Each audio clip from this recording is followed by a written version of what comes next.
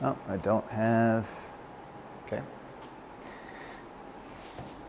Don't have that. I was going to turn down the heat, but I don't have my cell phone here. So welcome in everybody. My apologies for being late. We have about a foot of snow or more outside, and I was trying to get the tractor, which I thought I had enough time to get the tractor and bring it over here. And the tractor has a snowblower attachment, and that snowblower attachment broke as soon as I started going down the hill to come out of the barn. And then I started falling down the hill, and the tires were sliding because I had no snow blower attachment to remove the snow. And then I'm falling down a hill. Long story short, I got the tractor after all sorts of rigs over here and got myself back here, but I am late because I could not get out of the sliding situation. But I'm safe. Snowblower's broken, but tractor is okay, and life goes on. We'll figure out how in the world we're gonna dig ourselves out of this massive snowstorm that we just got last night. It was so crazy. But anyway, we're alive. So can you not hear me? I see a can't hear, can't see? Or is that just a don't want to look? But you can hear me, yes? Just make sure. Crazy, but anyway. Yeah, okay, yeah, okay, good. All right, so I also don't have lights on because for whatever reason, that's not working. So here we are, and we'll do our best without the lights. Looks like we got enough reflection of the snow, bringing enough light in here, so that's at least one plus. Today, now that we've covered that scenario, weatherman Matt is here.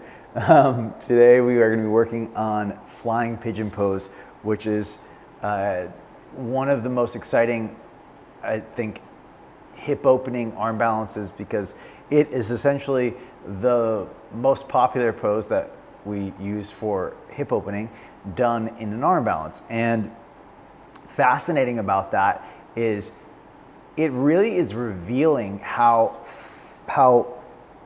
much we rely on gravity in the ground to do pigeon pose, and we don't necessarily activate our muscles to maintain the shape.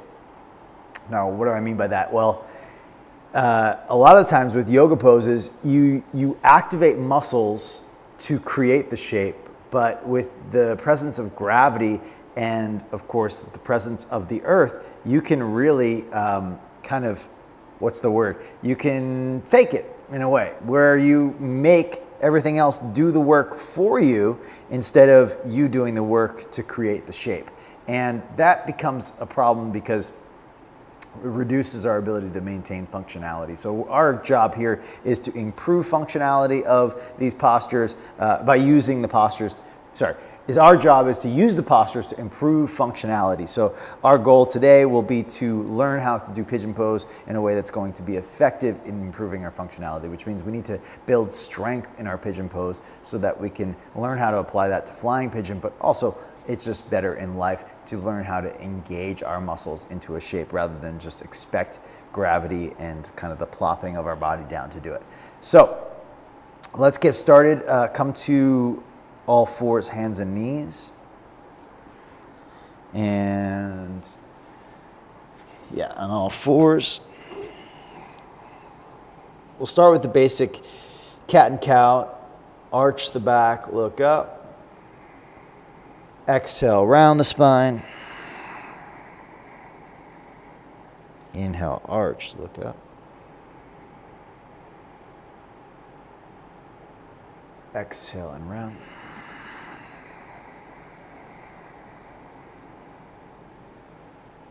Arch, inhale.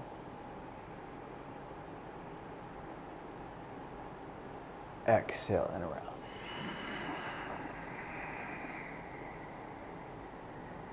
Inhale, arch. And as you exhale, come to downward facing dog.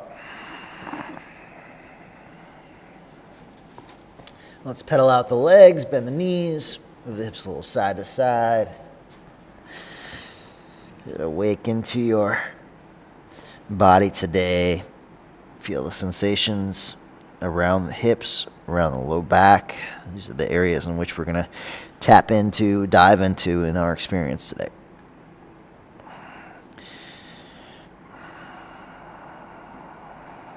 Forward to plank.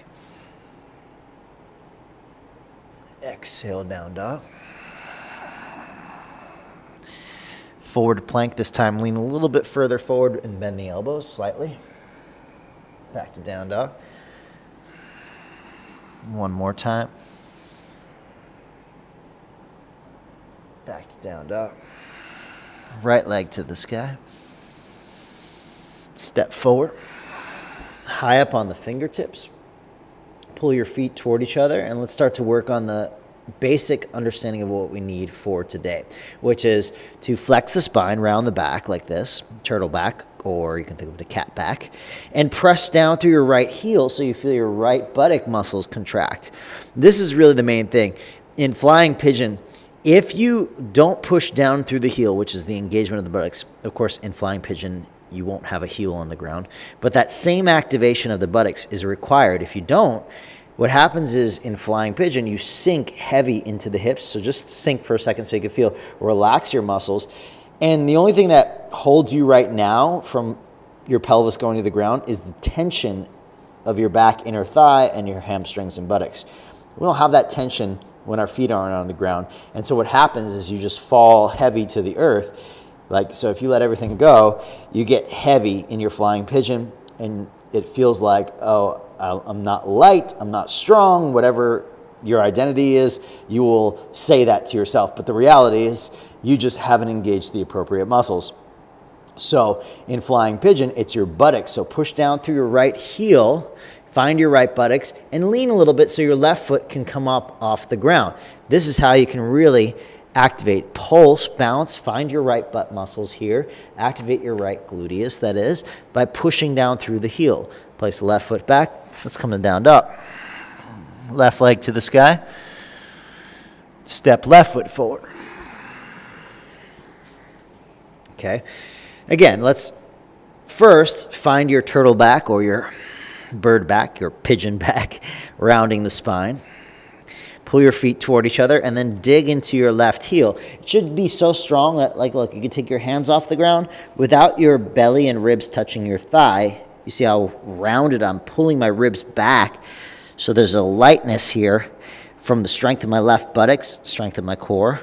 Okay, then let's just try to relax everything so you can feel everything sink down, right? This heaviness in flying pigeon would equate to just not flying.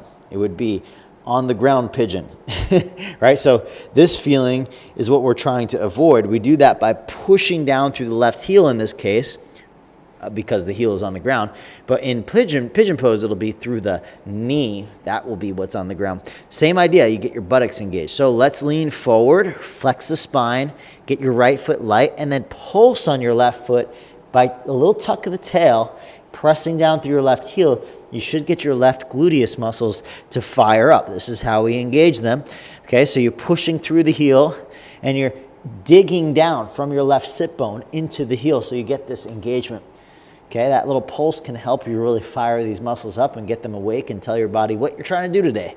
Okay, step back to down dog. Forward to plank pose. Lean forward, micro bend the elbows, pulse in the arms, and get a little bit of activity in the serratus anterior, the triceps. Okay, back to downward facing dog. Get long. Let's lift the heels, walk the feet to the front of the mat. Halfway lift. Press the backs of the legs apart. Lengthen the sit bones up to the sky. Lengthen the heart forward. And then exhale, bow, Uttanasana. Inhale, halfway lift. And exhale, bow. One more, halfway lift. Backs of the sit bones apart. And exhale, bow. Squeeze the legs in, find your inner thighs. Rise up to stand. Tadasana. Let's take a full breath in and a full breath out. Inhale, reach up, Urdhva Hastasana. Exhale to the earth, bow. Half lift. Left foot back. Place the hands on the front thigh. Same idea here. Pull your feet toward each other. Dig down into the right heel and pulse a little bit. And when you pulse, try not to pulse in the back leg. It's really the front leg you're trying to pulse off of, like you're going to jump off of your right foot. So the left leg should be light and not doing much of the work. Okay? Right buttocks engaged. Now, we'll add one more thing. So now that we got this right buttocks contracted, pull the back foot forward isometrically, get your hip flexors contracted, and then reach the arms up. Push down into your right heel, pull with your back leg forward. That's the two actions you're going to need for our preliminary version of flying pigeon, which is knee into the chest. So you have the extended flying pigeon where the back leg is reaching back behind you. That's not going to require hip flexors, but if you want to practice extended flying pigeon, meaning you're already balancing the flying pigeon with the knee into the chest, then you can be pushing back through your left foot, like not sinking back, that's not the same thing, pushing back or pushing off of the back foot till you feel your back quads and buttocks engaged, right? But for most of us, we're really gonna focus on the first flying pigeon, so pull your back foot forward isometrically, press through your right heel, and then place the hands to the ground. Straighten through the right leg. Pause here and wag your tail a little to the left. And you're going to feel that stretch of the right hamstrings move more to the outer right buttocks, IT band, or outer hamstrings as you wag your tail to the left.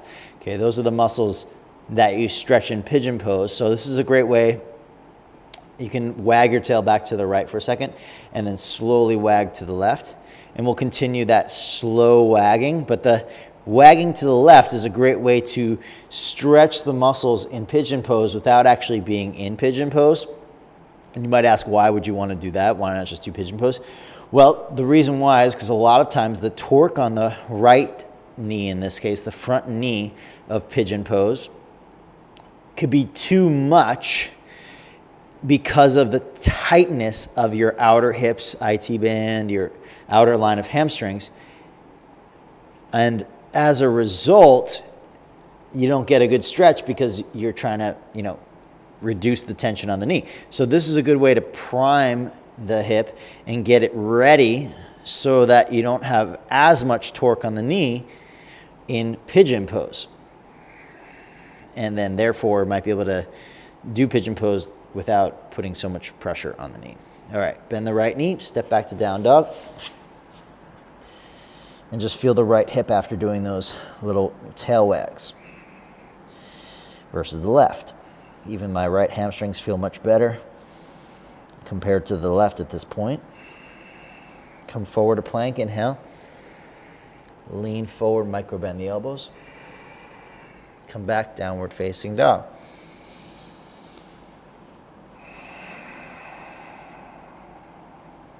Lift the heels up, inhale, look forward. You can walk, step, or hop. When you get there, press the backs of the legs apart, halfway lift. Exhale and bow. Rise to the sun, Urdhva Hastasana. Exhale to the heart. Inhale, reach up. Exhale to the earth. I gotta move back a little bit. Halfway lift, inhale. Step the right foot back.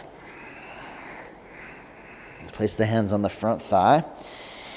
And here we go again. Initial action is the left glutes. We really want to focus on the front buttock muscles. So lift lightness off of the right foot so you can really put your weight into your left foot and pulse into your left foot. And I suggest making sure that pulse is coming from your left buttocks. And one thing you can do to make sure that's happening is tuck your tail a little bit more around the spine, but keep your weight in your front foot when you do that. And this way you can feel your left buttocks really engage. From that engagement, stay strong and pull the back foot forward, feeling the back hip flexors contract. Again, that's for flying pigeon variation 1 that we're going to do today. Okay, keeping the contraction of the left buttocks, don't lose it as you rise up with your chest. Keeping the contraction of the right hip flexors, don't lose it as you rise up, and then take the arms up. Keep the strength, and I'm just keeping a little bit of pulse to remind myself, hey, get the left buttocks engaged. Stay contracted in the left glutes. Stay contracted in the right hip flexors. You got to be able to sustain those contractions in order to do something like flying pigeon. And it has to be also very reactive. As soon as you start getting relaxed in your left buttocks, you got to get back and say, oh, let's stay strong, right? And you want reactivity is the body responding to what's happening without you having to think about it. So you have to really train the body to respond quickly without you having to be like, come on, let's do this. Because as soon as you start having to think about it, what happens is you're already sinking to the ground. It's already too late. Okay, hands to the ground, straighten through the left leg. Again, wag the tail to the right. You're going to feel the lengthening across the left outer buttock muscles, IT band, outer line of hamstring called biceps femoris. Okay, then go back, wag the tail to the left, and you'll feel less of a stretch on the outer line there, maybe a little more stretch in the inner thigh. Okay, wag to the right. Feel the stretch of the long line from the left outer hips all the way down. I feel it even below the knee where the IT band attaches below the knee joint on the shin. Then go back to the left and continue this wagging of the tail, getting the body prepared for a pigeon pose without having so much torque on the knee. The torque on the knee comes because of the tension or the tightness of these muscles. If they're tight, they pull on the knee joint, and the knee joint either compresses on the inside or it strains on the outside when in pigeon pose. And we want to try to get it to a point where it's not as tense. And the body, when you do something like this, especially when you're wagging back and forth, it starts to understand, oh, this is where we're going today. Let's release the tension here. Okay, bend the left knee, step back to downward facing dog. Get long. Now feel the difference after having done the left side. I can absolutely feel the difference from the last time when we checked in with the right leg.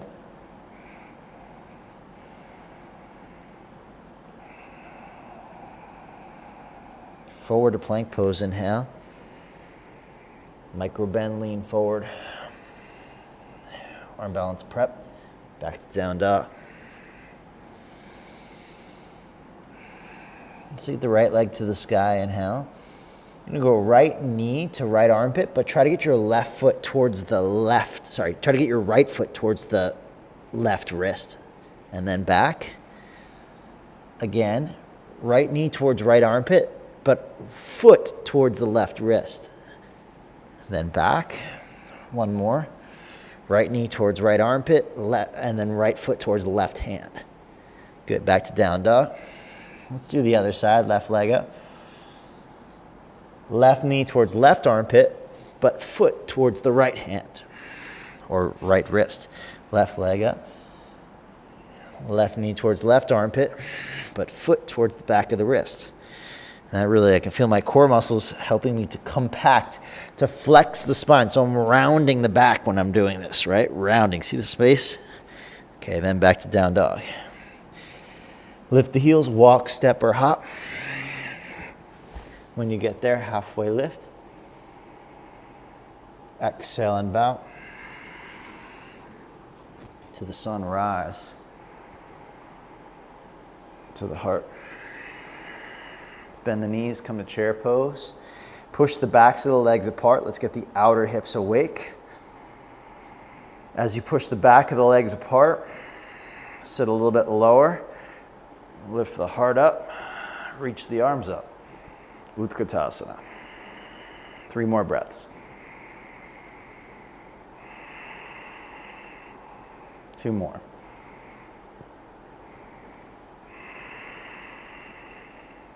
One more. Exhale, bow. Halfway lift, inhale. Left foot steps back. Push into your right heel, rise, high lunge. Open warrior two. We're gonna get a little longer in our stance today. See if we can start to awaken the hips a bit more. And guess what? We're gonna try to engage our right buttocks once again. So push down through your right heel, get real strong in the right heel or in the right buttocks by pressing down into the heel. As you press down into this right heel, see if you can feel like the sensation of your right buttocks. It should contract here. Then let's turn the back foot in a little bit and then pull your back foot forward. So you wanna feel a little more hip flexors in the back leg. Arms out to the side. Keep finding your right buttocks. And I have a little longer stance than I normally do because I'm trying to really get more open today in my pose. The front hip is very externally rotated compared to like a lunge pose because the pelvis is open, which is called horizontal abduction. But the relationship to the hip, instead of being so internally rotated, is now externally rotated. And that external rotation is in the direction that we're trying to go for our pigeon pose is what we need for a flying pigeon. So I'm taking a little bit deeper than I normally would. And the deeper I bend my right knee, the more I have to contract my right buttocks. Otherwise, it just starts sinking into my flexibility. So I'm not sinking here. I'm pushing down into the right heel. My right buttocks is getting fatigued from this. Okay, reverse. Exhale, hands to the ground. Now let's straighten through the back leg, straighten through the front leg, and wag the tailbone to the left so much that your back foot turns to the right side of your mat. Okay, so now you can walk your hands over to the right, getting deeper into that IT band outer hip stretch, one layer more than we did earlier, taking the whole pose and spinning it, except for the front foot still reaching forward. And pointing forward, I should say.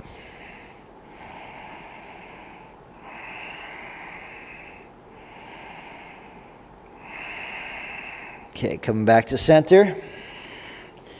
Step back, downward facing dog. Forward to plank. Micro bend the elbows. Chaturanga, or arm balance prep, I should say. Back to down dog. We'll take the right leg up and back. Bring the right knee, right armpit, right foot, left wrist. Backing up. Step right foot forward. Bring the hands forward, supported warrior three. Bend the elbows, standing splits. Left foot next to the right, halfway lift. Exhale, bow. While we're here, interlace the hands, stretch the shoulders for 3 breaths. Inhale.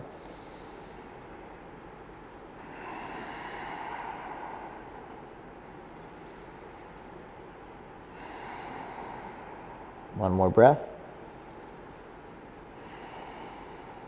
Chair pose with feet together. Inhale, squeeze the legs together. Activate the inner thighs. 2 more breaths.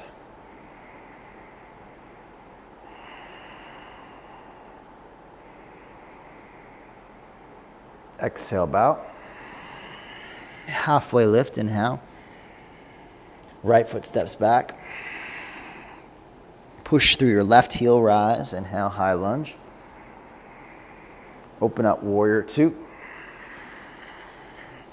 Okay, in your warrior two, again, I'm going a little longer stance today. I'd invite you to do the same. With that longer stance, make sure your pelvis is back slightly so you're not pressing it, in my case, towards this wall here. So back towards you. Turn the back foot in ever so slightly and find your left buttocks. So you're pressing down through the left heel. If you need to, you can pulse in this pose too, just like we did in the previous poses. But just make sure you're not like sinking into the back leg when you pulse. It's pulsing by pushing down. You should feel a rise up when you pulse, not a sink down when you pulse. That's gravity. We want to push down to rise up. So that's feeling of your left buttocks contracted. Back foot turns in, back thigh turns in. So when you pull the back foot forward, it's a little more hip flexor-y in the back leg than adductors, okay? There's an adductor called pectineus, which is a hip flexor and an adductor. And if you turn the back leg in a bit more and you pull the back foot forward, you can get a bit more of that contraction of that hip flexor in particular. Arms out to the side. Again, making it a bit of a longer stance. And the more you bend your left knee, the more you have to push into your left heel so you're not sinking into this pose. We want to be deep in the pose, but not gravitationally falling into it, right? We want to resist gravity, dig down, pull in, and feel the contraction of these muscles so that we have the hips ready for the experience of flying pigeon. And flying pigeon, you bet when you put your leg on that front arm, on the arms, you're gonna feel that if you don't do that, put in effort, you're gonna sink to the ground. You're gonna get heavy falling, especially if you're flexible in the hips. Okay, reverse warrior. Exhale, hands to the ground. Again, we're going one step further, straighten through the left leg and turn, wag the tail so much that your right thigh turns in.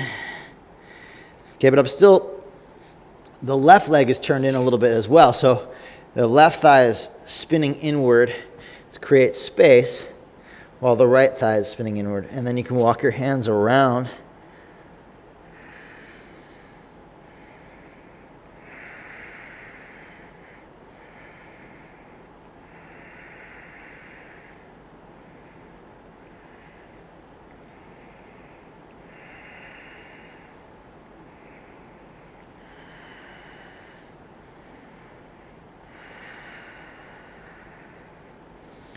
Okay, back to center. Bend the left knee, step to down dog. Exhale it out. Left leg up. Again, left knee, armpit, foot as high as you can on the right wrist. Backing up. Step forward. Warrior 3 prep, hands out in front, halfway lift. Bend the elbows, standing splits. Right foot next to the left, halfway lift. Exhale, bow. Bend the knees, chair pose.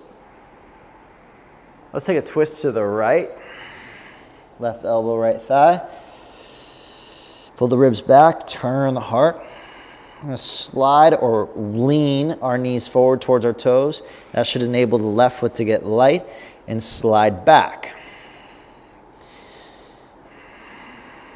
As helpful as open hip postures are for pigeon pose, closed hip postures like twists are also quite helpful in preparing the body for the range of motion that we need. So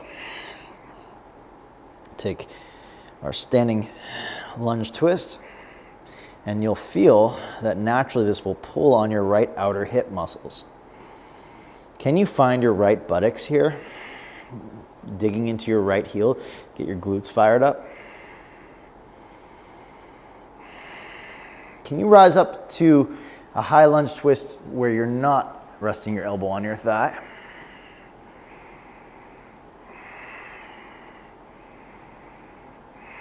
Reverse warrior.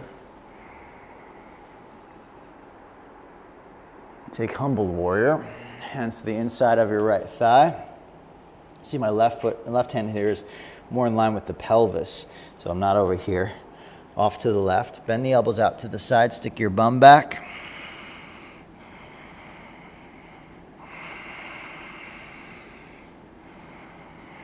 I'm still using my right buttocks by pushing down through the heel, and I'm also pressing my back foot down and pulling it forward. If you want to turn the back foot in a little bit, back thigh in a little, you can get a bit of that pectineus muscle we talked about, the hip flexor.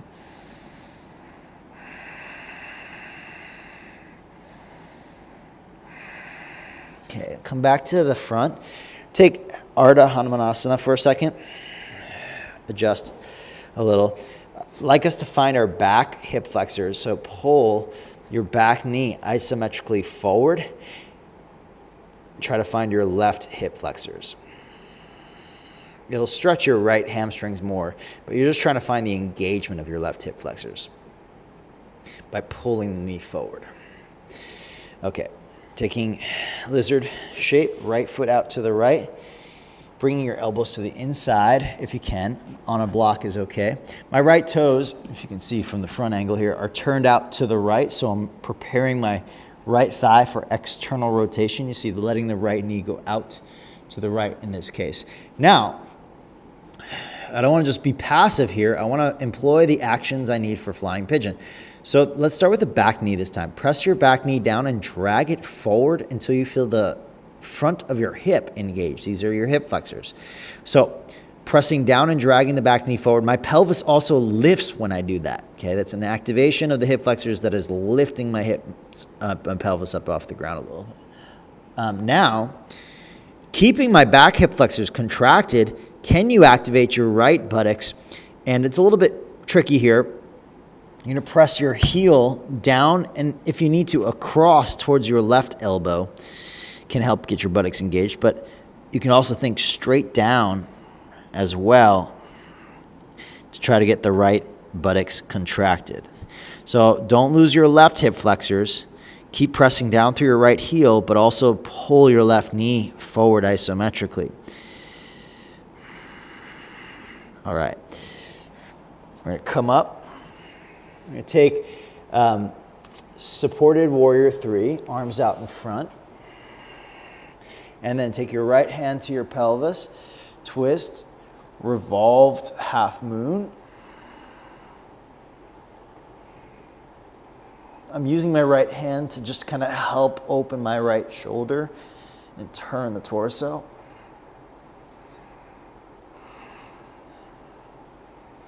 And if you pay attention, you might feel your right IT band, right buttock stretch the more you turn open. Okay, left foot next to the right, halfway lift. Feel the right hip versus the left after that sequence. Always good to just acknowledge what you create from the poses, right? Feels like my right leg got shorter because the thigh bone, the femur is sitting better in the hip socket, whereas my left thigh is not as deep, so it's kind of feels longer as a result. Okay, bring feet together, bend the knees. Let's take the journey and balance ourselves out. Right tricep, left thigh.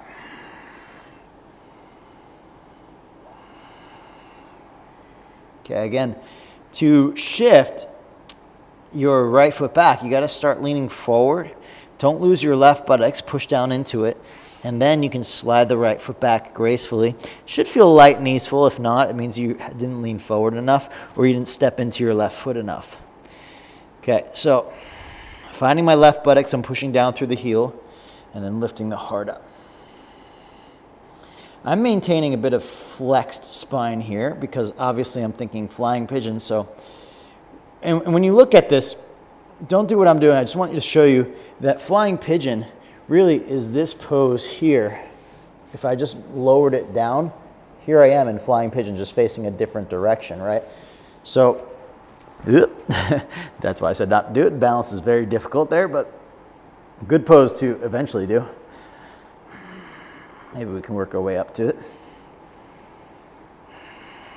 All right. Now, we're taking it up to a revolved lunge. Left arm reaches back. Right arm forward.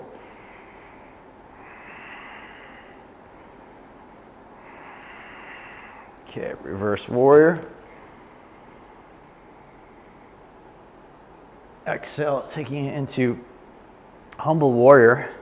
Right hand more to the center of your pelvis, center of the yoga mat too.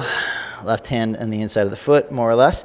And bow, again, more towards your right hand.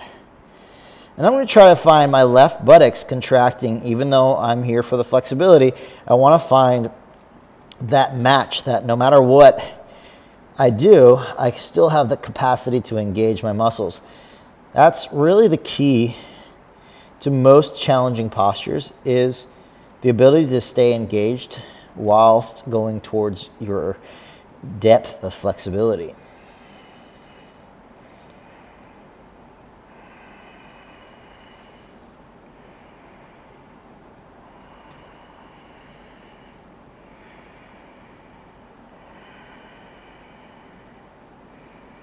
Now I'm coming out of this pose fatigued in the legs from working so hard.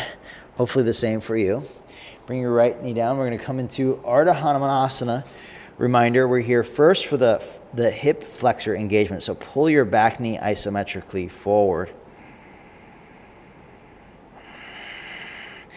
And the hamstrings are passive in the left side right now. You're just trying to find, can I pull my right knee forward?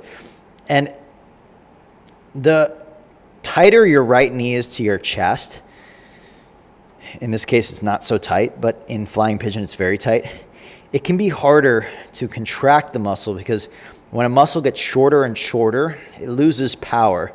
So right now, you might have some, I mean, though it's an awkward pose, you do have a lot of power in the right hip flexors. Okay, bend the left knee. Turn the left toes out to the side. Bring your elbows down. We're going to re-find the back hip flexors. So you pull your right knee forward isometrically, contracting the right front of your hip. And then press your left, you could say blade edge of your outer edge. You could say outer heel into the ground of the left or front leg so that you feel your left buttocks contract.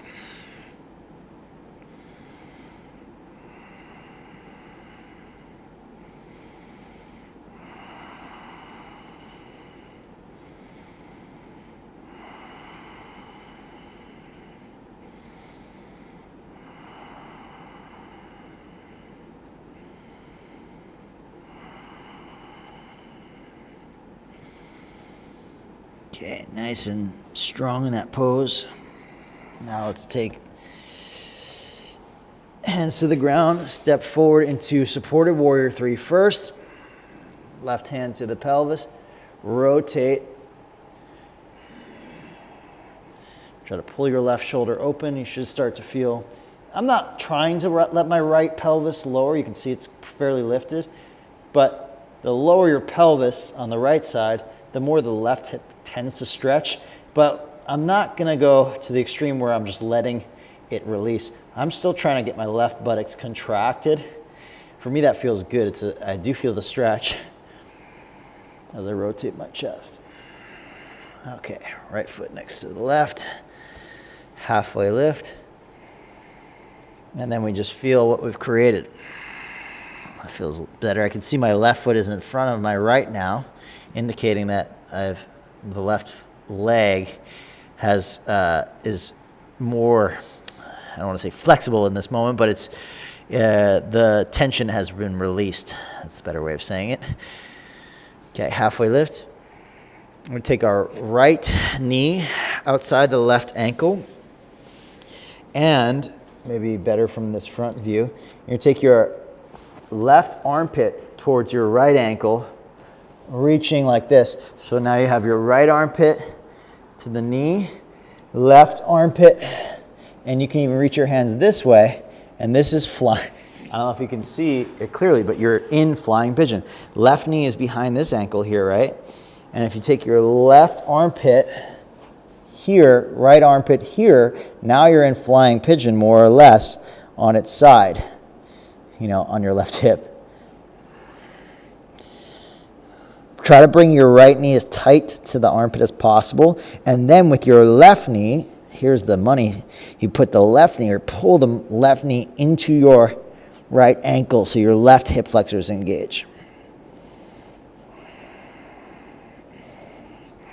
Okay, come on up. Let's take the other side. I guess I'll show you from a different angle so you can see exactly what's happening. Left ankle over right. And my goal is to make flying pigeon. So the legs are basically in flying pigeon right now. And all I need to do is get my torso and arms. So I round the spine and I get my right armpit as low as possible and as close to the left ankle as possible. Now I get my left armpit, and then I'm actually going to lift my toes on the bottom foot and try to kind of pull on my arm with my bottom toes. That's what you'll need to do in your flying pigeon. Now, my right knee I'm going to use my right hip flexors, pull the right knee into your ankle.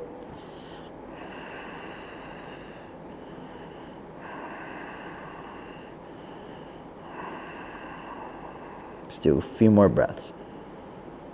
I'm really flexing the spine, by the way. I'm really compact.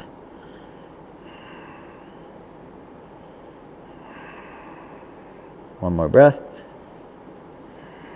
Okay, coming on up. Very nice. Now we're going to try another variation, just very similar, except we'll extend the back leg. So kind of what I showed you earlier, but with the back knee on the ground, may or may not make it easier for you, except what I'd like you to do is just kind of let the right knee go out to the right first, like so. So then you can try to get your left armpit across. Now most of you will have your right hand on the ground like this because of balance, but if you can get your right armpit towards the knee. I still have my knee trying to lift up to show you, but I still have my knee out to the left, so that exactly what I just showed you doesn't happen. So I keep my left knee counterbalancing to the right, I should say, right knee to the right. That's what I mean to say. If you pull it in, you'll do the little roll like I did. So, which was kind of fun, but nonetheless. So keep the knee to the right for balance, or keep your right hand on the ground like this for balance as well. Okay, coming on up. Quite a deep outer hip stretch, which I love as preparation without having to do pigeon just yet. Second side, right armpit sneaks across. Again, your left knee goes a little to the left in this case for balance. Whereas in flying pigeon, you'd have it tight into your armpit. You know, if you can get it, like, great, but likely you'll do a little topple over like I did. One thing that helps for balance as well is the back knee pulling isometrically forward, getting the back hip flexors contracted.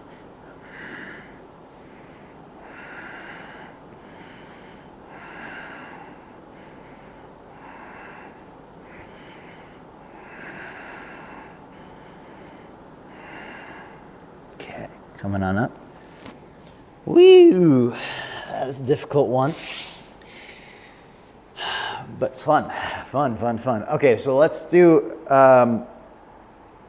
we're getting pretty close here, but let's do pigeon pose on a block, maybe 2 blocks. Let's do pigeon pose on 2 blocks to get a real simulation happening here.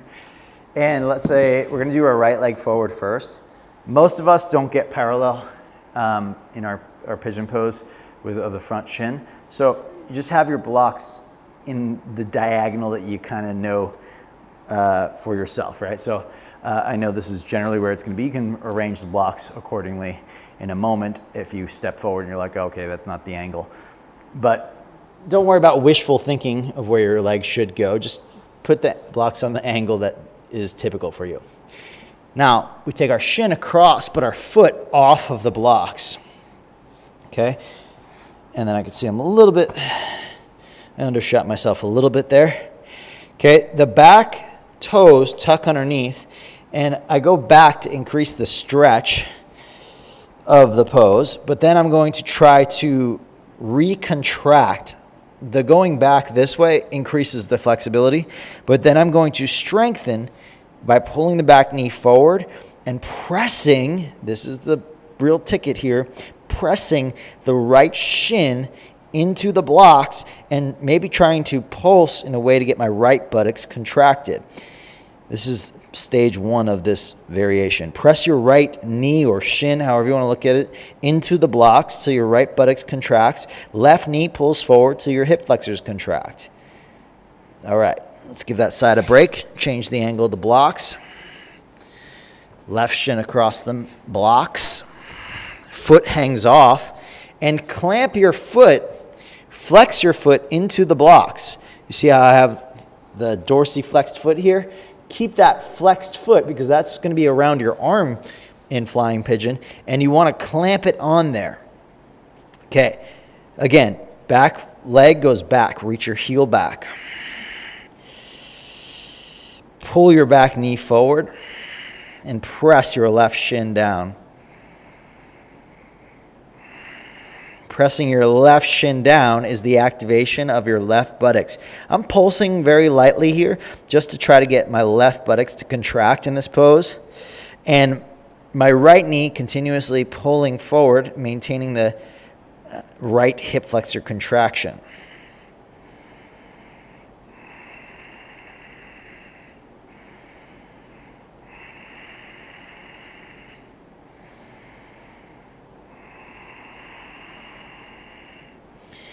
Okay, coming on out of that, let's come back to the first side. A little bit more challenging this time. Okay, more challenging from a flexibility, strength standpoint, in particular strength. Right shin is gonna come across the blocks, and then we're gonna lift our hands up off the ground to maintain the strength of our right buttock. So we won't be able to hold it too long, so make sure once you start it off, get in there with me. Don't wait too long to do the instructions, okay? So here we go. Get yourself right shin across the blocks. Together, let's reach back with the back leg, then pull the back knee forward and press your right shin down. Now take your hands up off of the ground, flex your spine, round it, and then see if you can release your hands maybe out to the side, but keep your spine flexed. So maybe that's a good thing to do. You take your hands to your ribs and pull your ribs back. Pulse, bounce off your right shin, get your right buttocks to contract.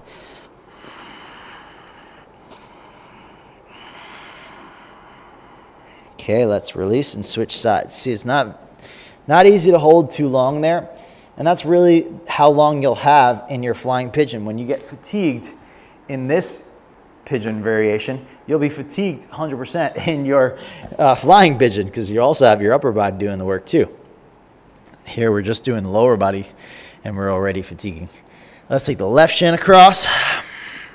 Again, get into your depth first by moving your back leg back.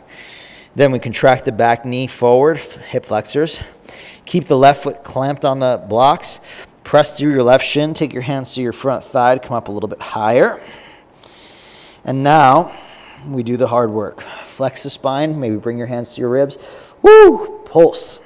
Left buttocks. My left buttocks is always the weaker side, so I got to work really hard, which means the effort has to increase and the fatigue usually happens quicker. All right, and release. There's left buttocks. My gosh. Some of you, it's probably the opposite. You know, you get your right, I'm right leg dominant, so for those of you that are left leg dominant, it's going to be the opposite experience. All right, now let's do pigeon pose on buttocks. So we have pigeon boat pigeon.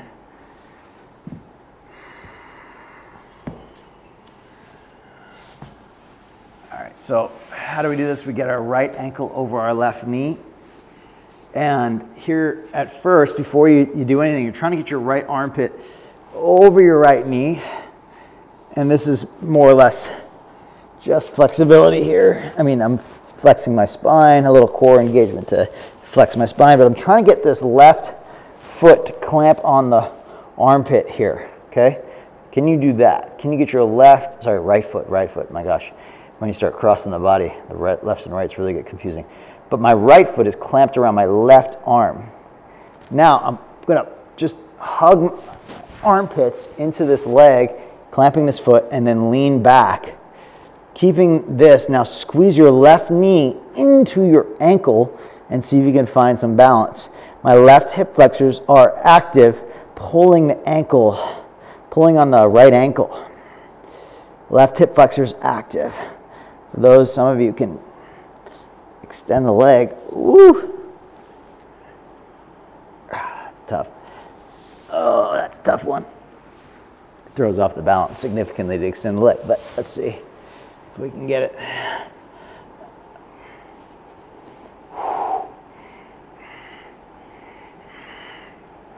A little bit of focus required there. Okay, we're gonna take half ankle to knee, so you'll see my left foot is more or less underneath my right buttocks.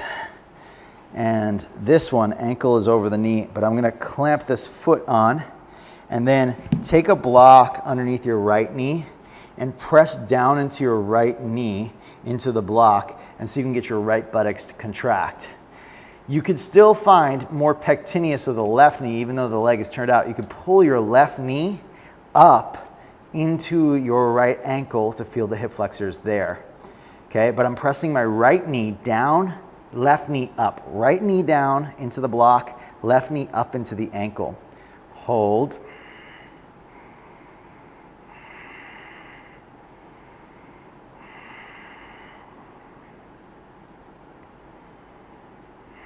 Okay, now flex the spine, round it, and try to bring your torso, your neck in particular, closer to the, not the chest this way, neck, so you can get your armpits around. Then look how I clamp the right ankle here. Now, once you get into your depth of flexibility, press your right knee down into the block again and find your right buttocks contracting, and then pull your left knee up into your ankle.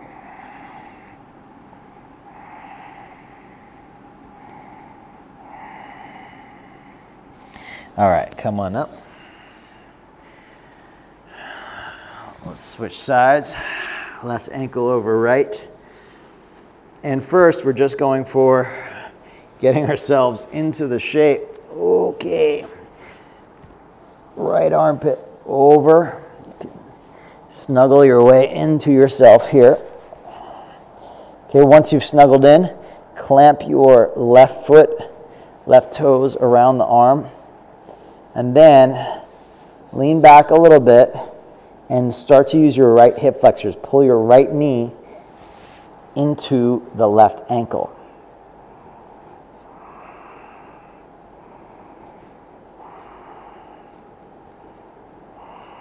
Optionally, keep the right hip flexors active.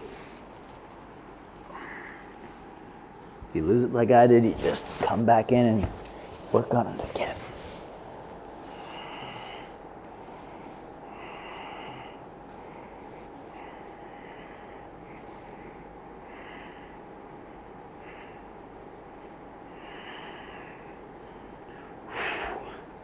Whew. Intense. All right, now let's take the left foot in underneath right foot in underneath the left buttocks. Left leg on top, in ankle to knee, half ankle to knee, right abdominal cramp. Okay, and then we place the block underneath our knee, symbolizing what would be our left armpit in flying pigeon. And press your left knee down into the block.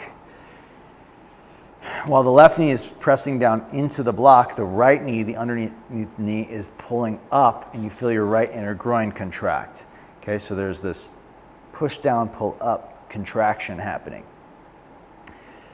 Keeping that push down, pull up contraction about a little bit forward, not all the way just yet, but still press the left buttocks to engage.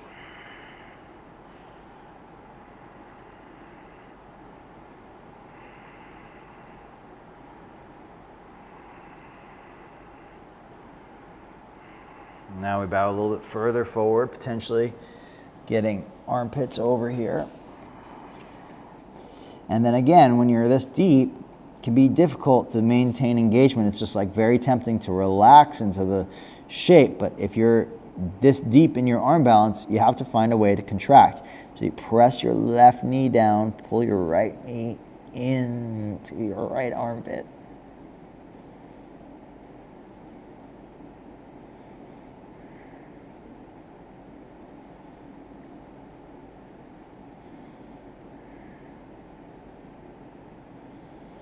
Okay, coming on up.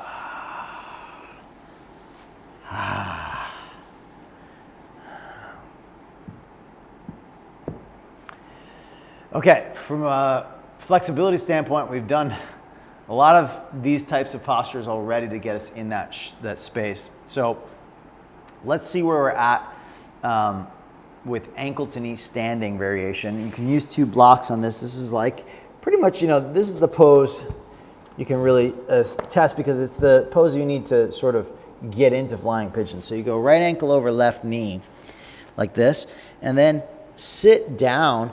And what you need to figure out is how to get your left armpit over your left ankle, and then you can clamp.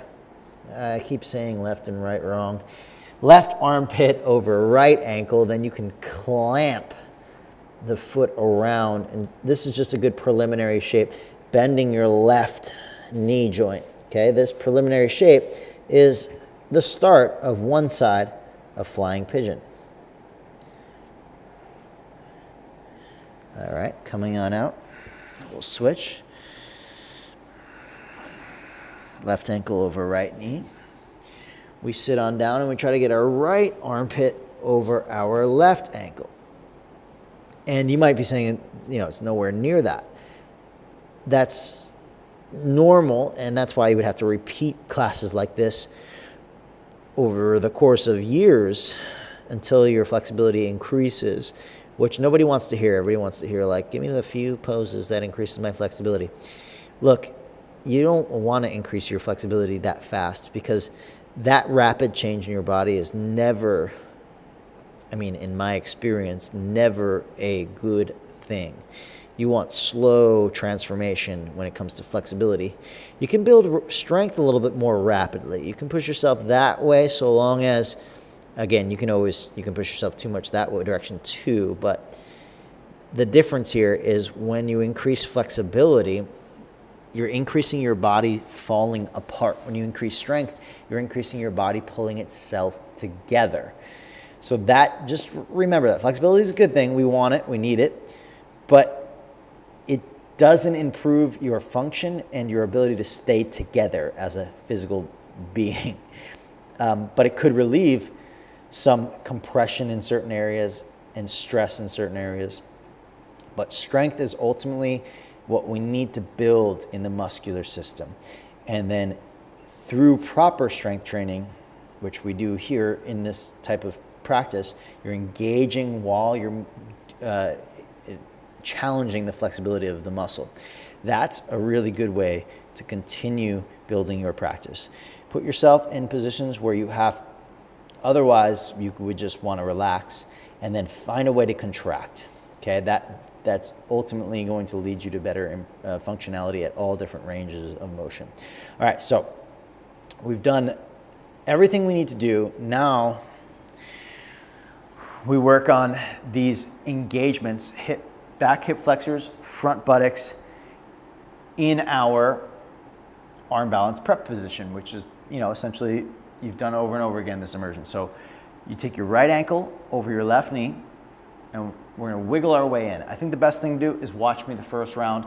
I'll give you time to try it out, and then we'll do it again together on the other side. So watch me. I'm gonna go right ankle over left knee. Good gosh, my hips are tired from today already.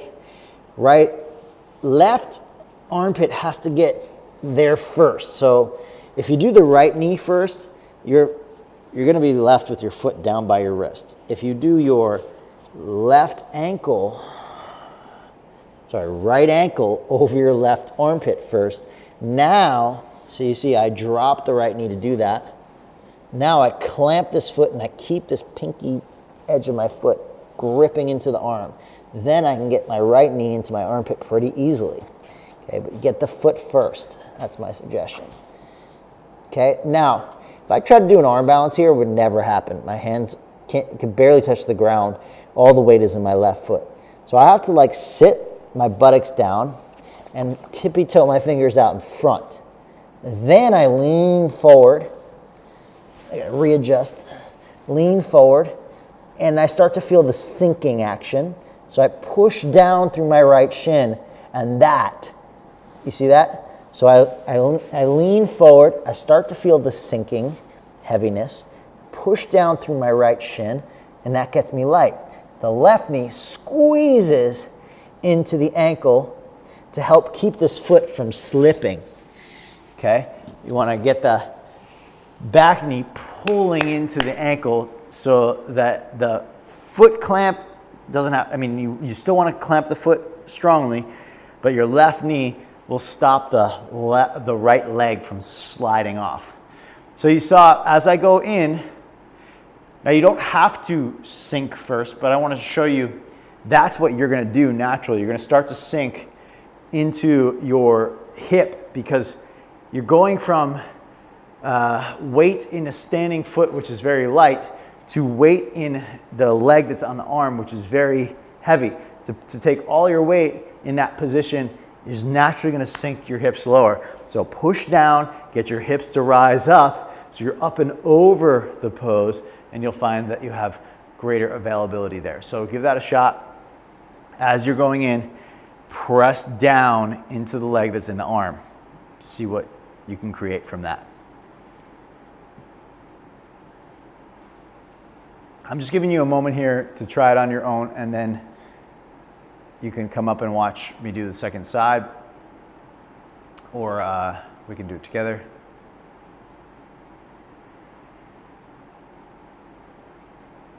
If you have questions, those of you in the chat, feel free to ask me and I'll address them.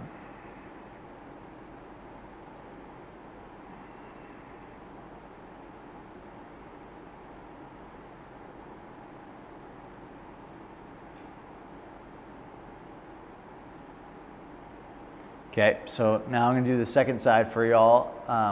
Either do it with me or watch me. I'll give you time afterwards, but left ankle over the right armpit first, then the knee. Okay, that's the step one. Then you gotta tippy toe out in front, lean forward into your hands and out of the standing foot, because otherwise there ain't no way. Because when you're back here and you have yourself, I mean, this is the main thing. So most people cannot, so they start putting their hands on blocks and things, because seemingly that intuitively makes sense because there's no weight in your hands. But tippy toe out in front, watch this. Okay, so if I go right armpit, left ankle, right armpit, hook, then left knee up. Now here, no way. But if I walk forward and then lean into it, I start to lose, so I gotta go back, hook this foot, lean into it. Now, instead of sinking, by the way, if you get your knee above your armpit, it feels better than on the tricep. Press down into my left shin. Pull with my right knee. That's a lot of effort in the legs. I was doing most of that work from the legs. I could have done it more from the arms if I wanted to lean forward a little bit more. It would have been easier. But I just wanted to really, in that round, focus on balancing the pose from the legs. And it is totally possible. It was very effortless in the arms there. Hard to explain why that is, but basically I'm pulling with my legs into the right over the forearm. Whereas if I want to do more of the arms, I can lean forward more, it'd be easier on the hips, but easier on the hips, harder on the arms. So the more you squeeze in and push down while being compact in your legs, the easier it will be on the arms.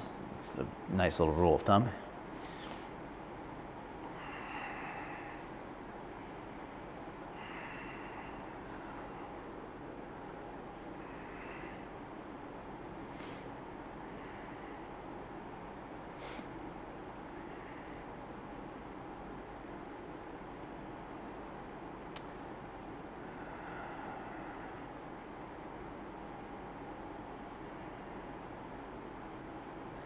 All right, now flying pigeon, extended flying pigeon variation, the reason it tends to be so much more difficult, one is most people are not reaching back when they're doing regular pigeon pose with their back leg. And as a result, you're kind of letting gravity always put you in hip extension in that pose. So one thing you can do is every time you're in pigeon pose, if you wanted to move towards being able to do flying pigeon extended, you would reach back with your back heel. So that would look like something like this, where you would reach back this way. That pulls your hips back, and instead of falling forward and relaxing into it. Now, the other reason is not only are we not used to kicking back in this shape, but we're also extending the leg too soon, and it pulls the weight of flying pigeon to the back of the mat, and you just come down quickly, and you're like, oh man, this is difficult. So what you can do is keep your heel to your bum and extend at the hip joint while keeping your knee flexed. That's variation 2. And then variation 3 is going from 2 to extended. The main thing is most people try to go from variation 1, knee to chest, to extended while missing variation 2, which is keeping the knee bent with hip extension. That looks like this.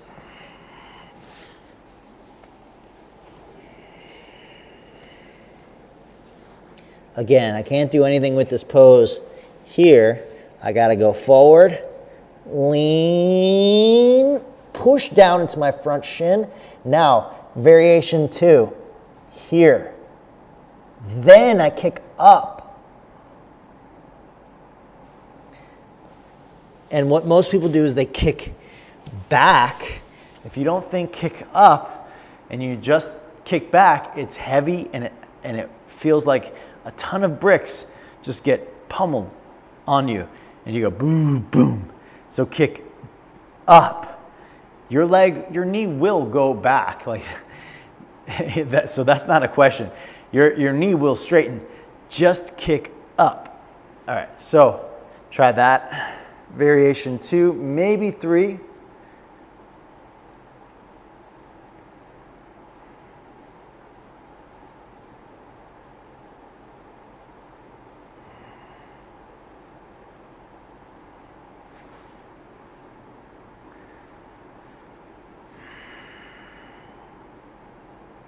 And some of you are going to notice, well, my foot slides off of the arm.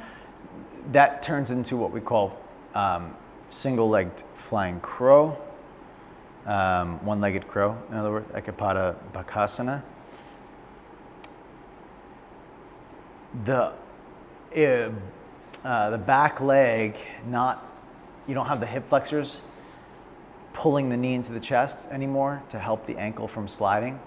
So the only thing you have here is to clamp the foot on the arm.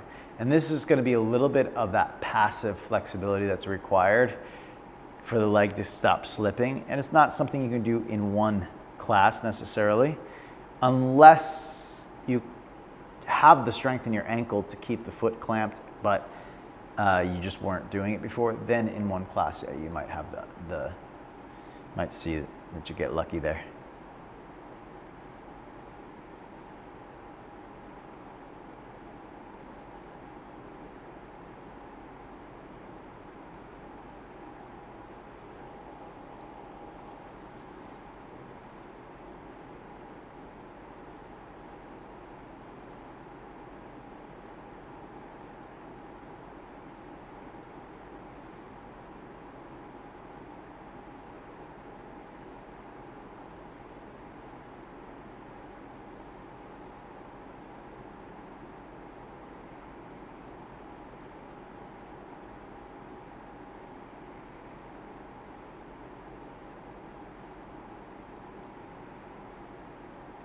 All right, so I'm going to show you the other side, or we can do it together actually, unless you need to see it visually, but it's the same steps.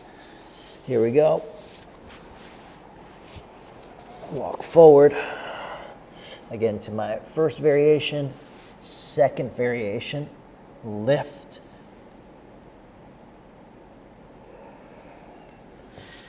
Okay, so the pressing down, variation 2 works for me for the first time. Awesome. Straightening the leg, feels scary in that moment. Yeah, well, that's okay.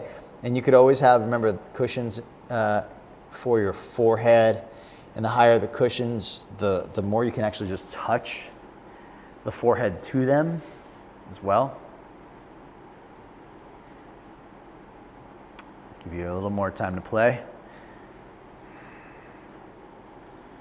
And when I'm kicking into variation 3, I'm also turning my back leg in, and that prevents my pelvis from opening so much, and because that opening is kind of throws you out of control and puts all the weight It's not that you can't do it. It just tends to be out of control for most people. It starts doing like a little helicopter-y thing.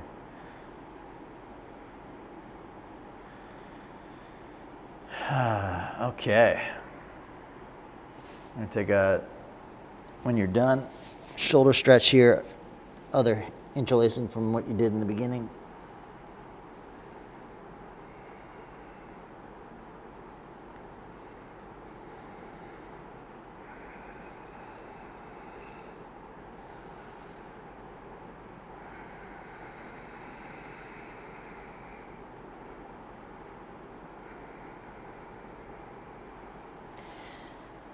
And then you can come on up and let your head go to one side.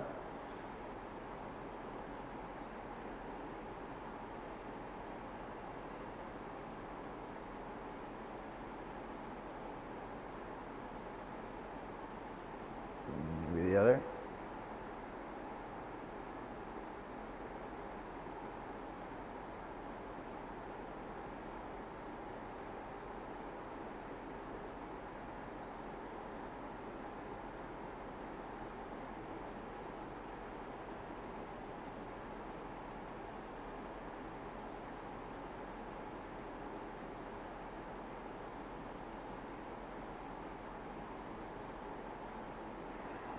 Okay. And let's take our variation of Shavasana. Again, I really love for this type of immersion when you're flexing your spine so much to do some kind of passive back bend. In particular, I like Supta Baddha Konasana, but you could also, maybe I'll just switch it up for today myself. You can also do the bolster sideways like this. And where you place the bolster does change what's stretching in your abdominals. So you can experiment a little bit with where the bolster is at.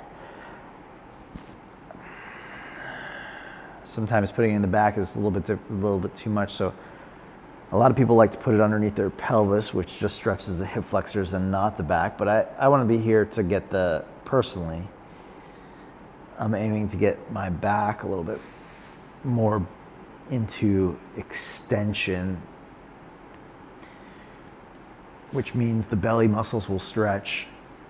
And at first that might feel a little intense, and I'm gonna actually, for me, having been in that flex body position, it is very intense. And this is a fairly chill bolster, honestly. It's not very big. But you'll notice as you breathe and you settle into it, your spine eventually starts to come back to its normal shape after having been so flexed. If that's too intense, you go, sometimes it's easier to put the bolster up higher, or again, you just go back to that Supta Baddha Konasana variation.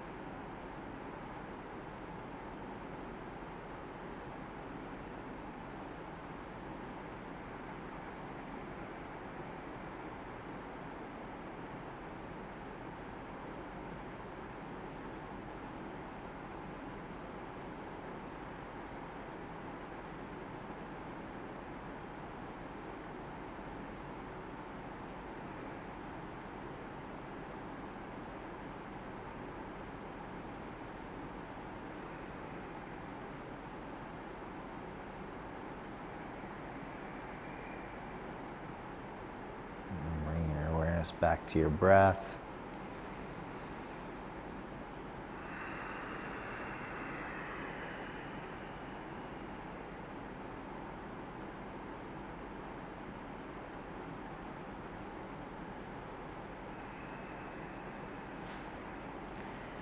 Stretch your arms.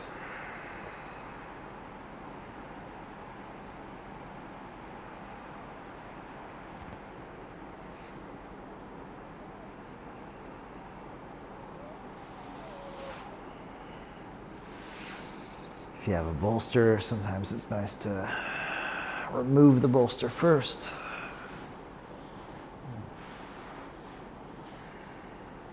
And then roll to your side.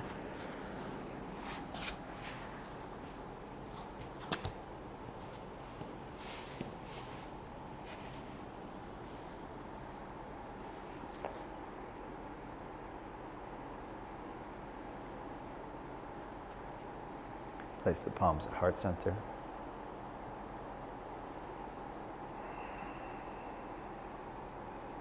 Take a moment to feel sensations of your body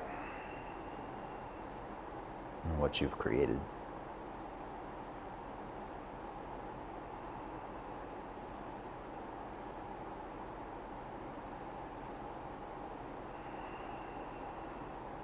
Thank you all so much for your practice today. Namaste.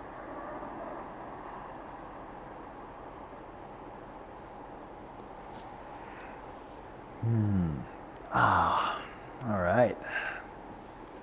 Thank you so much, everybody. We got deep into the hips today. And I hope you enjoy the experience. See, what can I? Compactness, clamping, learning. Yeah, of course. Always going to be the thing, Lisa. That's part of the, you know. And by the way, a lot of these things are just forever what you'll be working on. It's never like, oh, I'm no longer working on that. But that's what arm balances provide us with the opportunities to continuously work on those pieces of the puzzle for ourselves. Thank you for the intensive class. Minor problems. Variation is better. Okay, I will repeat it. Okay, cool. Yeah. Glad it's better for you. Thanks, Lisa. Thanks, Kristen. Thank you, Ina. Desi, Denitza. Anybody else that is here? AKC. Oh, I just lost the chat. I don't know where that went. Okay.